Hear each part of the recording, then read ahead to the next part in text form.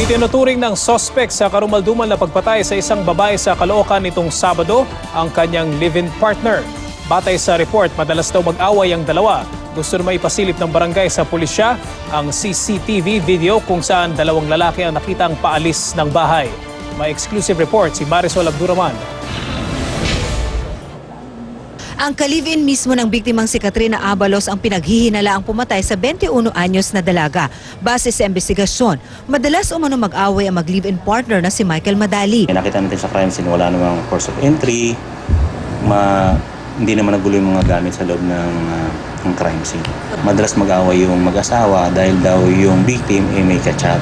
Bandang alas 3 hanggang alas 4 ng hapon itong Sabado, narinig pa raw ng ibang tenants na nagtatalo ang mag-live-in sa kanilang inuupahang kwarto sa Caloocan. Sabi ng kasera, inireklamo na sila ng kapitbahay. Kaya sabi ko, Michael, pagka nag-away uli kayo, iyaano ko na kayo sa barangay. Yung sigaw niya parang yung nag-aaway din daw po.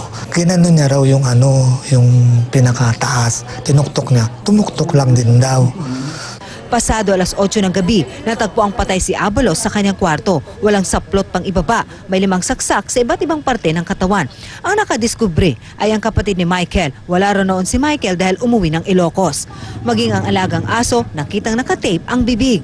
Pagpasok ko, kita ko yung paa niya na nakadapa. Bumaba na po ako, tinawag ko po yung sa parlor, nagpahinga ako ng tulog. Kuya, parang di na gumigising yung ate ko. Tapos pinuntahan po namin sa loob, tapos inilawan namin yung duguan na po. Despan niya is nakatayo pa, nakasinde, na nakatutok sa kanya. Yung lamesang mali, yung silya, nandun pa rin, intact pa rin. Gusto ng barangay na masilip din ng pulisya ang kuha ng CCTV nitong Sabado ng hapon kung saan makikita ang isang lalaki na naka-backpack na palabas ng gate ng bahay. Pasado alas 6 naman ng gabi, isa pang lalaki na nagpapagpag habang paalis. Kilala namin ang bawat tao na lihitimo rin dito. Pero kung baguhan sa lugar, medyo hindi namin ma-identify. Patuloy ang investigasyon ng pulis sa insidente. Marisol Abduraman, GMA News.